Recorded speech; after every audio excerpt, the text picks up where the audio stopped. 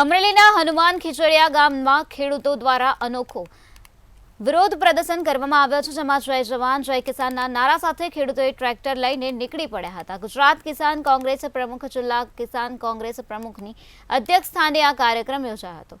હનુમાન ખીચડીયા ગામના પાદરથી 1.5 કિલોમીટરના અંતરે આવેલ ખોડિયાર માતાજીના મંદિરે સહિત ખેડૂતોને શ્રદ્ધાંજલિ અર્પણ કરવામાં આવી હતી. ખેડૂતોની સાથે પાલભાઈ આંબલિયાને દિલ્હીમાં ચાલતા ખેડૂતોના આંદોલનને સમર્થન આપવા બાબતે ચર્ચાઓ કરવામાં આવી હતી.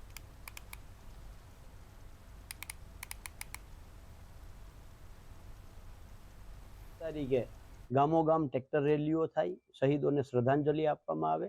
એ જે કોલ હતો એ કોલના અનુસંધાને ગુજરાતના વિવિધ ખેડૂત સંગઠનોથી બનેલી ગુજરાત કિસાન સંઘર્ષ સમિતિ દ્વારા આજે હનુમાન ખીજડીયા ગામે શહીદોને શ્રદ્ધાંજલિ આપવા માટે ટ્રેક્ટર રેલી કરી અને હારે હારે ગુજરાતના ખેડૂતોનો જે પાક વીમો ખવાઈ ગયો, ચોવાઈ ગયો, જે ભ્રષ્ટાચાર થયો છે એના પત્રકો, હિસાબો જાહેર કરવામાં આવે. ગુજરાતમાં જે ખોટી અને ભૂલ ભરેલી જમીન માપણી છે એ રદ કરવામાં આવે અને દિલ્હીમાં ચાલતા ખેડૂત આંદોલનને સમર્થન આપવામાં આવે.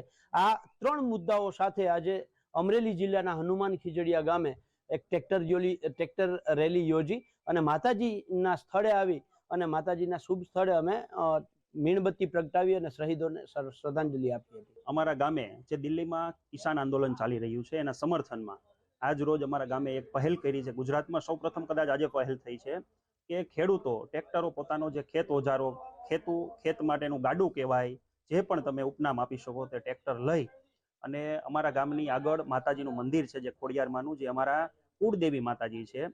અમારે ખેડૂતો બધા એની પાસે આવી અને 2 શહીદ થયેલા છે જે અમારા ખેડૂતોના